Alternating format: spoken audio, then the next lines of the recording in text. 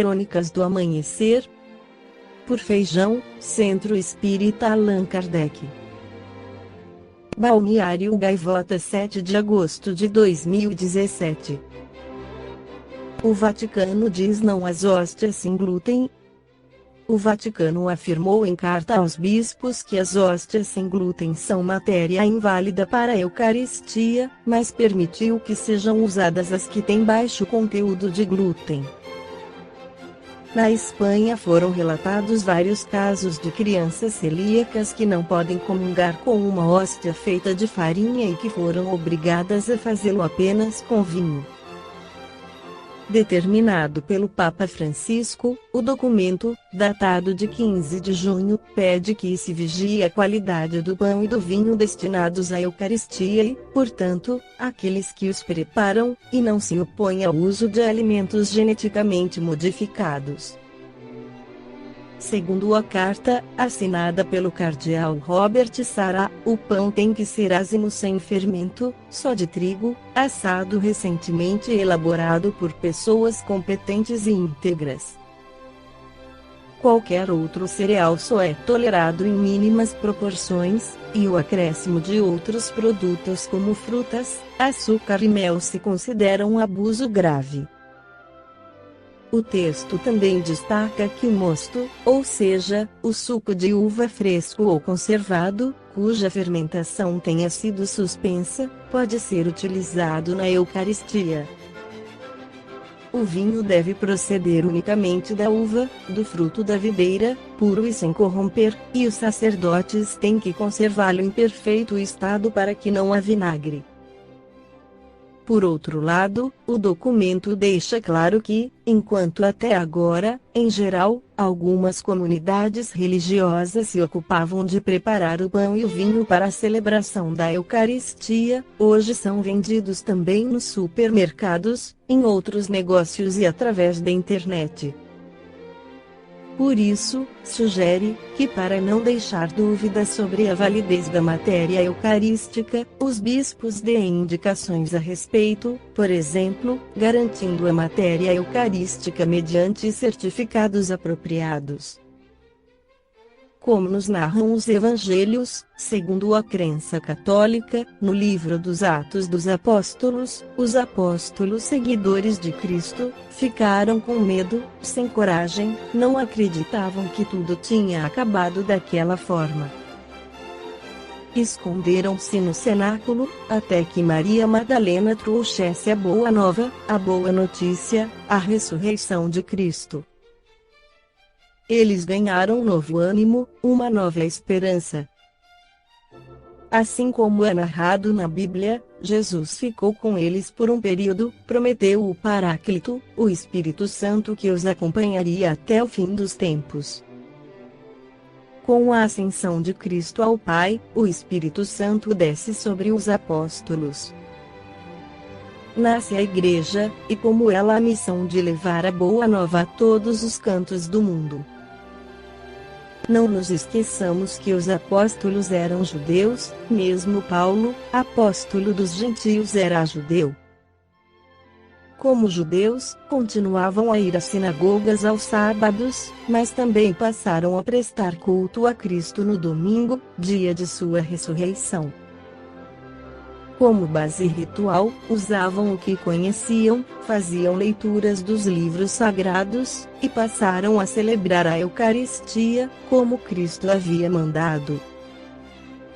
A Eucaristia era celebrada em pequenas comunidades. Cada um levava sua oferta, o pão era transubstanciado e também o vinho, e as pessoas comungavam entre si. Até as crianças que também faziam parte desta comunidade, comungavam. Outra quantidade era levada para casa e guardada, até a próxima celebração. Com o passar dos tempos, com os estudos dos pais da Igreja, passou-se a compreender o tesouro que tinham nas mãos. O precursor do sacrário foi criado. Guardava-se uma pequena parte do pão consagrado, para que fosse levado para os enfermos que não podiam sair de suas casas. Com o vinho não tinha como se ter este cuidado, então era totalmente consumido na cerimônia. O Concílio de Trento foi a resposta da Igreja Católica à Reforma Protestante iniciada por Martinho Lutero em 1517 e foi convocado pelo Papa Paulo III em 1546, durou 18 anos e teve suas decisões promulgadas solenemente em 1562. Dentre as suas decisões, constam a condenação da doutrina protestante da justificação pela fé, definição do pecado original, declaração de autenticidade da Vulgata traduzida por São Jerônimo, confirmação dos 7 sacramentos, confirmação do celibato clerical, confirmação da indissolubilidade do matrimônio, culto dos santos e relíquias, doutrina do purgatório e indulgências, a criação de escolas para quem quisesse ingressar no clero. Os seminários, reorganização das comunidades religiosas, criação de novas ordens, dentre elas a Companhia de Jesus fundada por Inácio de Loyola. Liturgicamente falando, o concílio publicou o Índice de Livros Proibidos.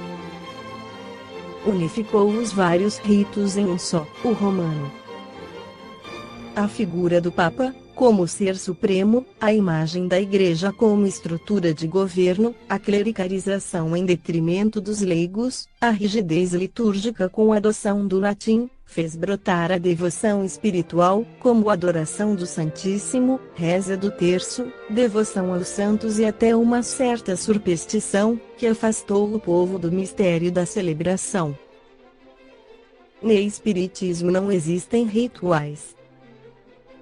A doutrina espírita não adota em suas reuniões ou em suas práticas paramentos ou quaisquer vestes especiais, vinho ou qualquer bebida alcoólica, incenso, mirra, fumo, ou substâncias outras que produzam fumaça, altares, imagens, andores, velas e quaisquer objetos materiais como auxiliares de atração do público, hinos ou cantos em línguas mortas ou exóticas, danças, procissões ou atos análogos, atender a interesses materiais, rasteiros ou mundanos, pagamento por toda e qualquer atividade exercida pelo próximo, talismãs, amuletos, orações miraculosas, bentinhos, escapulários ou qualquer objeto, administração de sacramentos, concessão de indulgências, distribuição de títulos nobiliárquicos,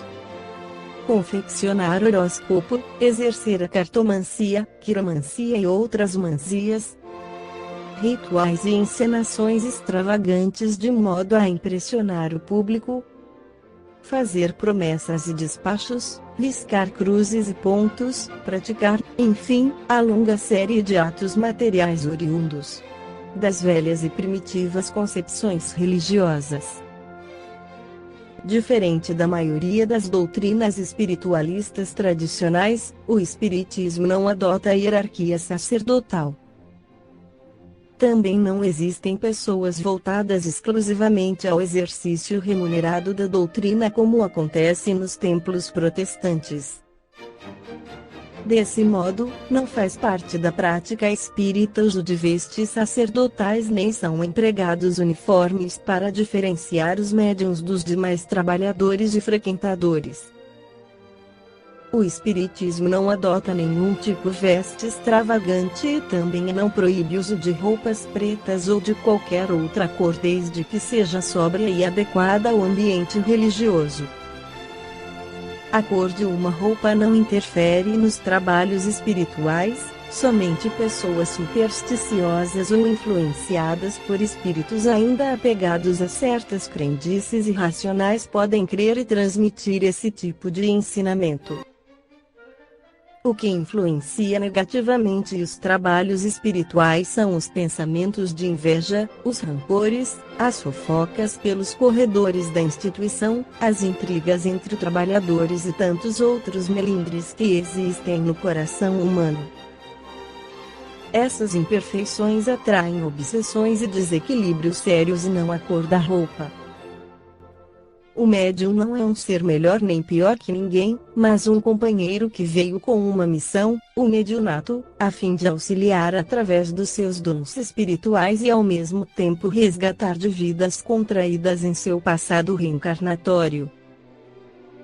Necessitando exercitar a humildade e abnegação para desempenhar bem os seus deveres e não passar a pertencer a alguma classe sacerdotal, como se fosse mais especial que os outros, quando na verdade pode ser o mais devedor.